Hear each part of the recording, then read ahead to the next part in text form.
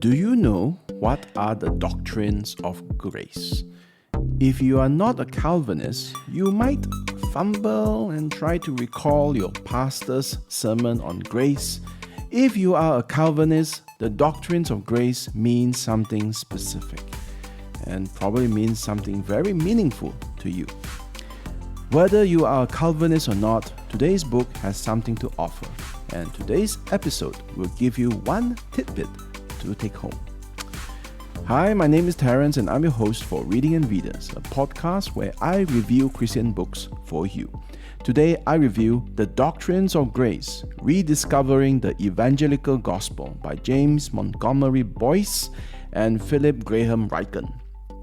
240 pages published by Crossway in April 2009. It's available in Amazon for $9.99 and it's a free ebook in logos.com for September. R.C. Sproul wrote the foreword. This is how he opened the book. I quote, "I have often wondered how my ministry would change if I were to hear a prognosis from my physician that I had a terminal disease and only months or weeks left to live. Would I retire from active ministry to care solely for my own needs? Would I try to continue ministry with a renewed sense of urgency? Would my messages be more bold? I don't know the answers to these questions, but I do know what Jim Boice did when the above scenario became real to him. From the day he learned he was dying of cancer to his actual demise, the span of time was a mere 6 weeks, 42 days. The last 2 of those weeks, he was bedridden and extremely weak. While the virulent disease was sapping his strength daily, Dr. Boice called upon a reservoir of strength in his own soul, a strength quickened and sustained by the grace of God, to continue writing hymns and this present volume. He did not live long enough to see this work completed, but was encouraged by the assurance that his colleague, Dr. Philip Ryken, would complete it for him." End quote. Wow, this book was written by a man who called upon a reservoir of strength in the midst of cancer, a strength quickened and sustained by the grace of God. It is fitting that Jim Boice's last breath was spent writing on the doctrines most dear to his heart. The doctrines of grace are also known by the acronym TULIP. T for total depravity, U for unconditional election, L for limited atonement, I for irresistible grace, and P for perseverance of the saints. And some Calvinists are probably saying it along with me as children would when they hear the ABCs. But for some of us, we may not be as familiar with these doctrines and maybe don't even know what the big deal is. Well, here to tell us more about it is James Montgomery Boice and Philip Graham Ryken. Jim Boice was the senior pastor of 10th Presbyterian Church in Philadelphia, Pennsylvania. Jim Boice passed away in 2000, in the year 2000, and is still fondly remembered by many within Reformed circles. They still talk about the good old days when Boice was around. Philip Graham Ryken is the current president of Wheaton College, and he was the senior minister at 10th Presbyterian Church. Coincidentally, the same church that Boice was. Maybe that's the reason why the two of them got along so well, and so well such that Ryken finished the work that Boice started. Now, both men are respected pastors, teachers, and theologians, and they are both well-positioned to write a book on the doctrines of grace. If the foreword by Sproul was a loving eulogy, a good word on what Boice have done as his work, then the introduction to the book by Ryken is a rally cry, almost a battle cry. I quote, "Readers will find that this is a polemical book. By this, I mean that it argues for a theological position, Calvinism as set over against Arminianism. It is our conviction that evangelicalism is in desperate need of the best kind of Calvinism. It was Dr. Boice's intention for this book to mount a vigorous defense of Reformed theology while at the same time maintaining the highest standards of Christian charity. End quote. Now, throughout the book, the line is drawn. I'll give you an example.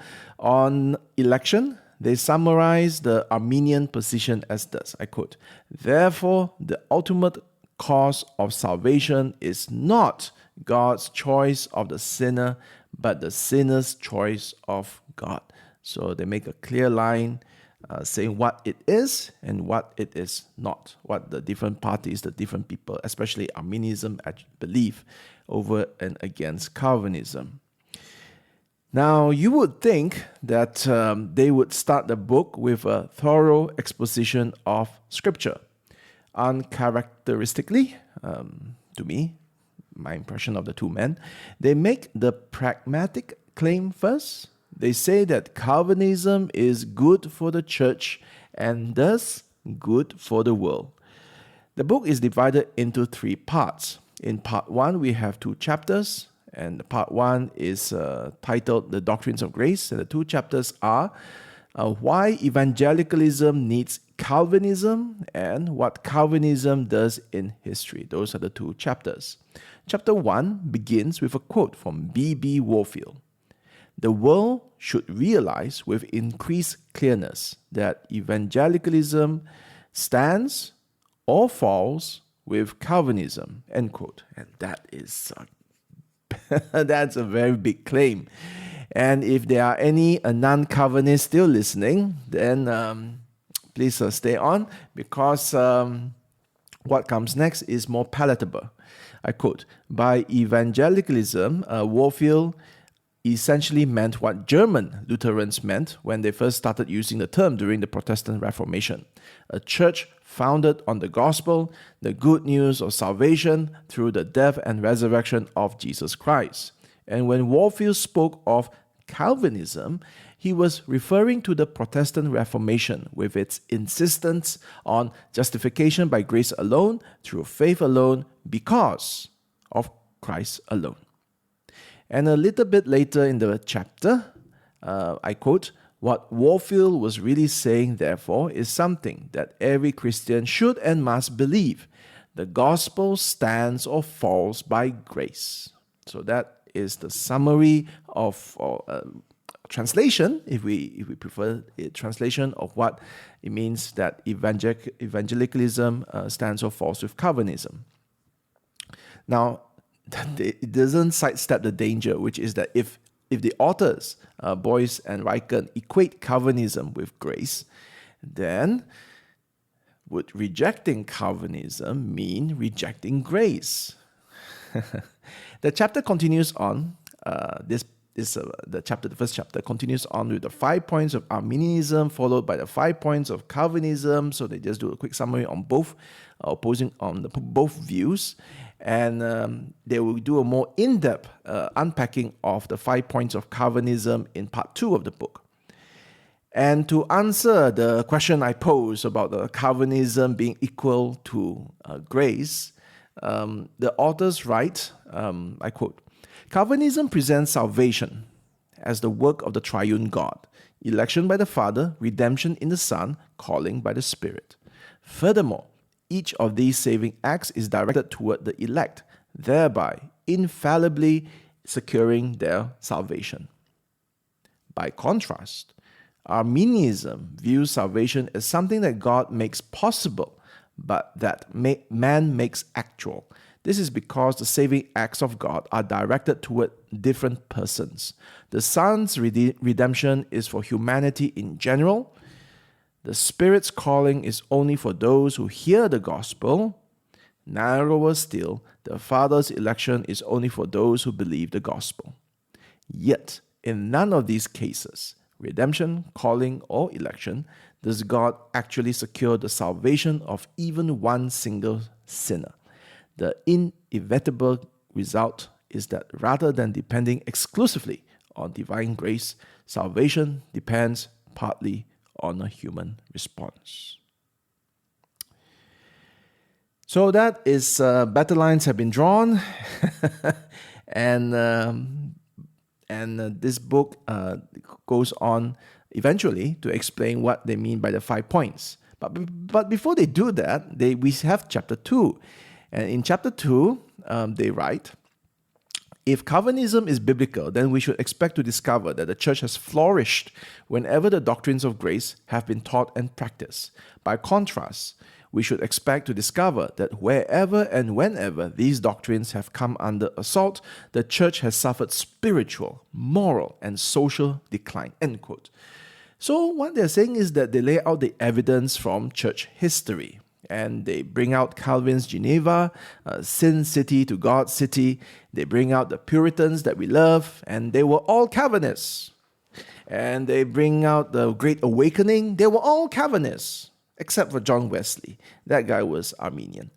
And some of us may say that, do we have anything more recent? And can we just stop repeating those same stories over and over again? And perhaps even something less churchy, okay, something more people in the world can relate to. And they bring out Abraham Kuyper, the theologian come prime minister of Holland, or the Netherlands. And they managed to put together an argument that show that once Calvinism has receded as the primary theology, then the good times are gone. They write, the pathway from Calvinism to liberalism and even atheism is well worn, and it usually passes through Arminianism. If you find that their constant calling out of Arminianism a bit annoying or perhaps unfounded, they do give their reasons. They do see that Arminianism is a road, is a path that, as he said just now, can eventually lead to atheism, whereas Calvinism doesn't. Now, is that fear or that claim true? Well, you have the rest of the book to find out. My problem with chapter 2 is that whenever people argue from history, the problem is that people can pick and choose. And even the word flourishing, they say that if Calvinism is biblical, then the church would have flourished. The problem is that we don't even know what flourishing means. It means something different for different people. The Roman Catholics would say that everybody was flourishing when they were united until the Protestants, those people, came and broke the church into 1,000 pieces. Pentecostals and Charismatics would point that flourishing means that you have many, many churches in many, many countries with many, many people, and that is a sign that their theology is relevant, is more true. And some might even point out that the collapse of reform in history is evidence of its innate deficiency. There is something wrong with the Reformed theology because it just cannot sustain and grow. Now, the thing is that Calvinism in history is just the opening shot from this book, just as how non-Christians only think of Christians as gay-hating, anti-science bigots, and not know that Christians build hospitals, orphanages, and schools from the very beginning until today. So in the same way, many non-Calvinists only think of Calvinists as in-your-face, I will put the word kindly, debaters, but they're probably more stronger words to describe Calvinists. And many of them do not know that many of the Puritans are actually Calvinists, and that Calvinists have given up their lives to bring the gospel of Christ to the lost. They have made a very meaningful impact to the church and to the world. And so the Calvinism in history can be a very useful thing because it might temper one's attitude to Calvinism enough for some of us to hear or read the rest of the book, which is the biblical argument for Calvinism. In part 2 of the book, we dive into the 5 points of Calvinism, and they are radical depravity, unconditional election, particular redemption, efficacious grace, persevering grace. Okay, so those are the 5 points of Calvinism. And these chapters are solid presentations of the doctrines of grace, as you would come to expect from Dr. Jim Boice and Dr. Philip Ryken. The authors quote scripture, they expound scripture, and most importantly, they know what we are thinking. They can pull up the different scriptures that pops up in our head as we read the arguments, and they address them. They talk about opposing views coming from scripture. For example, on the Calvinist insistence that salvation is solely God's choice and never man's, some people would argue that the Bible clearly calls people to make a choice. Boice and Ryken know about those verses.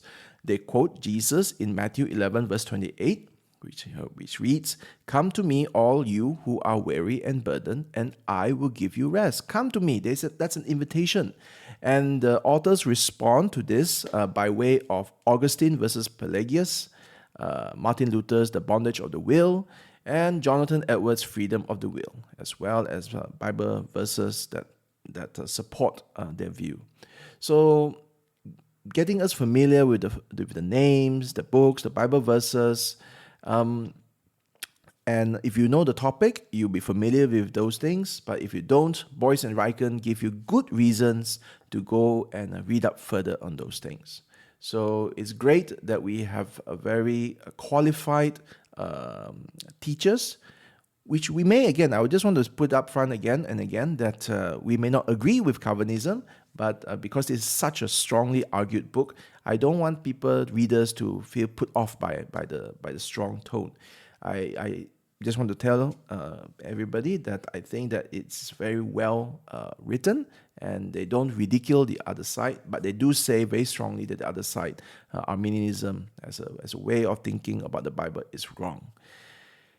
The careful listener will note that the chapter headings are not tulip. In fact, if you try to read it, it would be RUPEP, RUPEP. Now, for limited atonement in this 5 points is now known as particular redemption. In the chapter, they also call it as definite atonement. And in that chapter, the authors comment that Christians balk at the word limited. Okay, they get very scared by the word limited because it seems as if we are limiting God.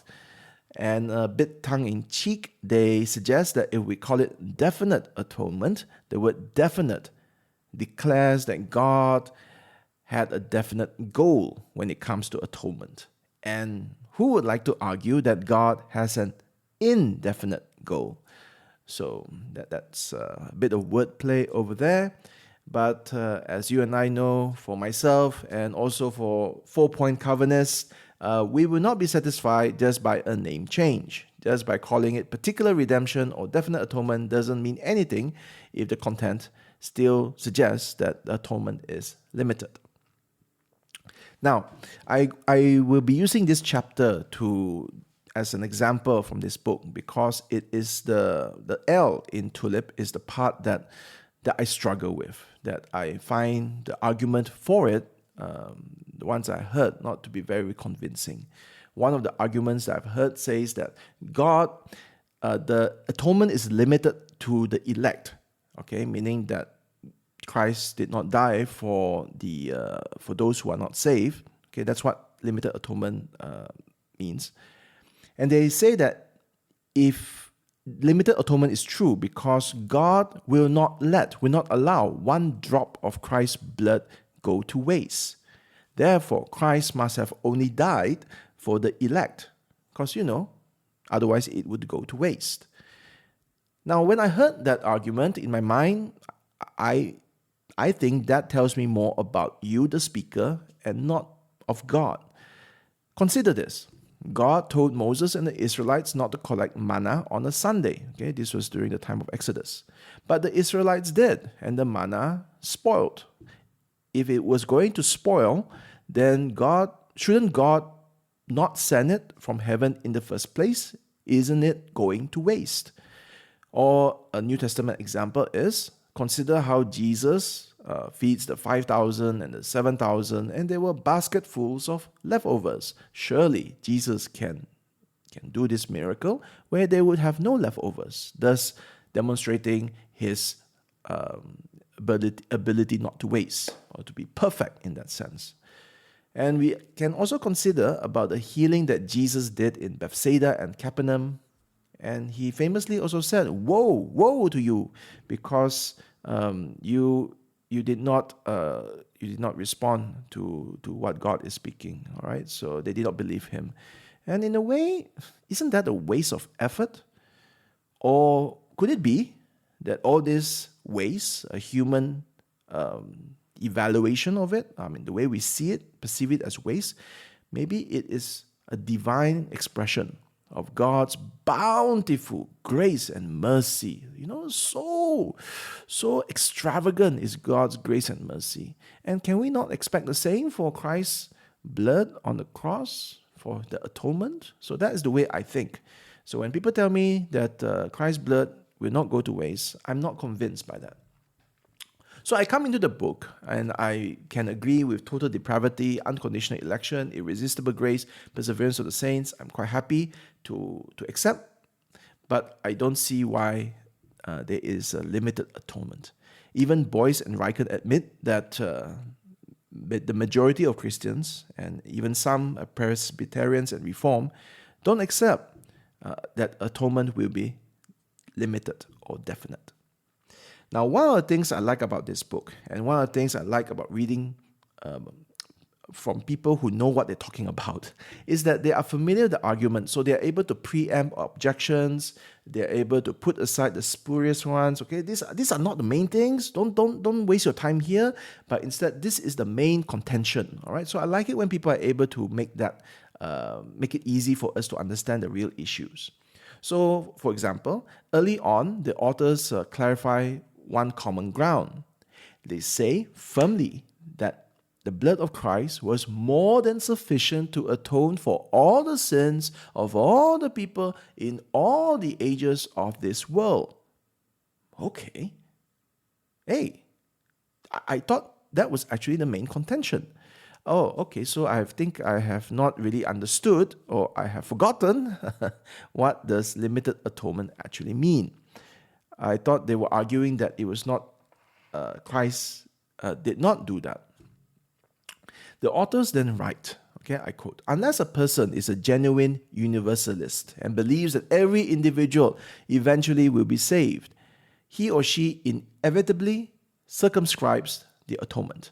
Either it is limited in its effects, Christ died for all, but not all get saved, okay, or it is limited in its scope. Christ did not die for all, but all for whom he died will be saved. So end quote. So people should not get hung up on the word limited, because the atonement is limited. We don't believe that everybody gets saved. So it's either limited in effect or limited in scope. And I thought this was helpful, and it helps us get over that hang up with the word limited in the first place. So continuing on in this book, I quote, Lorraine Bodner, who has written so many helpful books explaining Reformed theology, has compared the situation to two bridges. One is a very broad bridge, but it only goes halfway across the chasm. The other is a narrow bridge, but it spans the divide. When things are put this way, anyone can see that it is far better to have a narrow bridge that actually does the job. This is the Reformed position, that the narrow way of the cross reaches all the way to salvation. End quote. Oh man, I really did not like this illustration. I was surprised that the authors make this argument. I was expecting more. First of all, the illustration, as I understand it, about the Armenian position is not that it is a broad bridge that cannot cross the chasm. It is a broad bridge where maybe 10 lanes, there are 10 lanes, but only 5 cross the chasm. Some do get saved, isn't it? That's the Armenian position. So I thought the illustration was bad. And to put it like, if which one is better, oh man, I really don't like it as well, because we don't say a doctrine is true or false based on what we think is better, because who cares what you think is better? We care about what is actually true. And if you think that the illustration was very convincing, well, I have other illustrations to sell to you. Then I turn the page, and again, I'm hoping for something, all right? Like I told you, I want to know more about what this limited atonement is and how they argue for it. Then they quote Spurgeon. I like Spurgeon. But Spurgeon doesn't really add to the argument. I'm not even going to quote it over here because he doesn't add anything. He's just saying a very polemic, it's very inspiring, it's very, it's a rallying cry to support, to defend limited atonement over and against those people, the naysayers. But there is no substance. So at this point, I was thinking the authors, surely the authors can offer more than a halfway bridge and an ineffective Spurgeon quote. And that is the thing about this book. A lot of times the authors save the best for last. I don't know why. Maybe there's a good reason for it, to pick up steam, to set up the game. I'm not sure. But they do save the best for last. So listen to this. I quote, "The real question is not whether the death of Jesus Christ has sufficient value to atone for the sins of the entire world, or whether his death benefits all people in some limited sense, or whether everyone will be saved. The real question concerns the design of the atonement. That is, what did God the Father actually intend to do in sending his Son to die for us?" End quote. I like it when someone tells me what is the real question. I yearn for that. I want to know what is the real contention, because I find that is the key to unlocking so many conflicts around. People sometimes spend so much time on the peripherals, which really doesn't really add to the argument. So the real question is, what is the design of the atonement? In fact, I'm left thinking, my question is, what do you even mean by what is the design of the atonement? And then he helpfully, again, brilliant teacher, they summarize the three options as follows. First, Jesus' death was not an actual atonement, but only something that makes atonement possible. The atonement becomes actual when the sinner repents of his or her sin and believes on Jesus. Okay, so I would say this is the majority view, actually. But the way they put it makes it a bit not nice to hear. But yes, that is actually what many people believe. The second option is Jesus' death was an actual atonement for the sins of God's elect people. Okay, so it's limited in scope, with the result that these and only these are delivered from sin's penalty. So Christ only died for these few people, not for all. Again, that's something that many Christians would push back against. We have been taught, we have been catechized in a way that to say that Jesus died for everyone. Now, the third option is Jesus' death was an actual atonement for the sin of all people, with the result that all people are saved. No, we don't believe that. We are not universalists, so that's definitely not the option that we want to consider. So we are left to consider the first and second option, and does atonement make it possible? Makes Jesus' death make atonement possible, or does atonement actually do something? And then Boice turns to how the Bible describes what Jesus did. So the Bible describes what Jesus did as redemption, as propitiation, as reconciliation, and as atonement.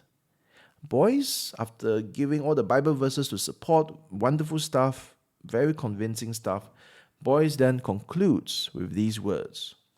When we put these terms together, looking at their precise meanings, we see that Jesus did not come merely to make salvation possible, but actually to save his people. He did not come to make redemption possible. He died to redeem his people. He did not come to make propitiation possible. He turned aside God's wrath for each of his elect people forever. He did not come to make reconciliation between God and man possible. He actually reconciled to God those whom the Father had given him. He did not come merely to make atonement for sins possible, but actually to atone for sinners. End quote. This is why I like reading these Reformed theologians. They corner you with questions. They push the Bible under your noses. They needle you. Come on, what say you? And they make this grand summary at the end, and it makes it very difficult to respond. And it's very difficult to respond, and the mind is thinking that, okay, come on, think, because surely there's a reason why I believe contrary to what you just put forward, and yeah, there are reasons for believing otherwise, and they know what those reasons are. The writers Boice and Ryken, they helpfully tell you, okay, what are the support that you need. They have, in this chapter, the limited atonement chapter, they have a section titled The Problem Text. And they give here 3 categories of the problem text. Passages that seem to teach that God has a will to save everyone. Passages in which it is suggested some people for whom Jesus Christ died will perish. Passages in which the work of Jesus seems to be intended for the entire world. And they take it, the passage that we would refer to, the passage that we would show to them, and they give us an alternate, plausible interpretation, and they do it in a way without ridiculing people who have a different opinion, which I thought was marvelous, all right? So I can respect them without feeling insulted or offended. And some may say that, what are the implications? Well, the implications are that how can we offer the gospel to everyone? How can we say that Christ died for all when he did not? And they say, and they tell us, okay, so what we say instead is this. What we focus on is that Christ died for sinners to restore them to God. If you believe on him, you are saved and can know that he has died for you. So the way they frame the altar call or the evangelical message, okay, it's worded differently, but it's more precise to what the Reformed faith says. All right, so it's not so easy to say that Christ died for all. Instead, they say Christ died for sinners. And you are currently challenged to say that does the Bible actually say Christ died for all?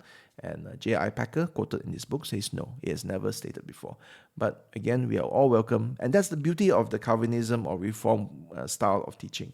They say something so definite, there is no waffling about maybe it is or whatever. They say that it is not stated that way. And then we are compelled to check and see whether it is true. All right, and they want us to check and see that it is true.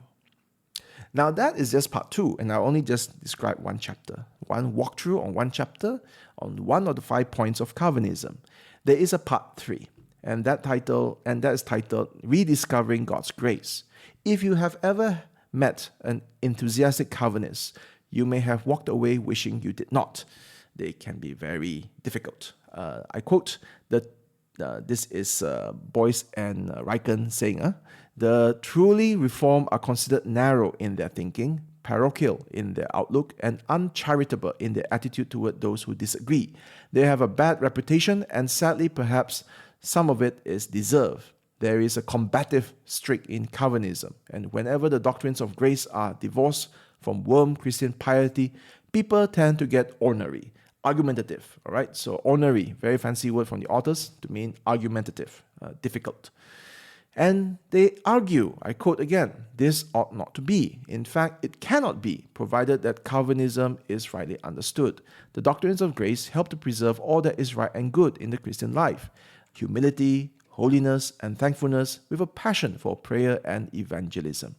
The true Calvinist ought to be the most outstanding Christian, not narrow and unkind, but grounded in God's grace and therefore generous of spirit. And he goes on. Now, the book begins with a survey of Calvinism in history. The book ends with a call to true Calvinism and also a glorious future ahead, with a question mark there about that glorious future. Now, the funny thing about this book, like I said, is that they tend to save their best argument for the end, and that is true even for the whole book. The last 2 chapters are very interesting and a good argument to be made to listen carefully to what they have to say. The authors tend to save the best argument for the end, so don't be too quick to dismiss them, whether it is in a particular chapter or in the whole book itself. Read until the end. I want to ask this question, which is that who is this book for? And this came to my mind, all right? So I was thinking, trying to answer the question, who is this book for? And I think that even if you disagree, strongly, vehemently disagree with the Calvinist position, because again, you had the trauma of meeting some Calvinists somewhere. Let me put it to you this way. You know how in elections, there are candidates who have no chance of winning, but they're really good at rousing voters on a single issue. So much so that those candidates force all the other candidates to respond to that issue. Or consider heresies. If, like Augustine versus Pelagius, okay? If we can guess God's purpose for allowing heresies to happen, I would say heresies force people to respond, to clarify, to defend what they believe. So again, maybe Calvinists can come across as a single issue, always talking about the same thing, harping on the same thing. Maybe Calvinists have gone horribly astray. I won't call it heresy, but maybe they have gone very astray in their theology. The thing is that Calvinists, by forcing everyone to respond to them, every time they talk about the 5 points of Calvinism, God's sovereignty, holiness, or in this case, the book says that God's grace. Now, because they put up this issue so strongly, so forcefully, it forces us to respond. It forces all the other denominations, all the other thinking to Christians to respond to this forceful call. And my thought is, surely God's character is worth thinking about, because who God is foundational to our worship and Christian life. And so, whether or not you agree or disagree with Calvinism and Reformed theology, the thing is that we are not here to pick a side. I'm not here looking for a football team to support. I'm looking to understand the Bible so that I can know my God in a deeper way. And I find that there is something here for all of us to learn and to grapple with, to understand, and to adore. So there are things here that I think Christians can really enjoy. All right. So wherever you land on the question of Calvinism, I think that you will profit from today's book, The Doctrine of Grace. This is a reading and reader's review of the Doctrines of Grace, the Rediscovering the Evangelical Gospel by James Montgomery Boice and Philip Graham Ryken. 240 pages, published by Crossway in April 2009. It's available in Amazon Kindle for $9.99, and it's a free book in Logos for September. So it's still September, so please get it before September ends. Thank you for listening. Bye-bye.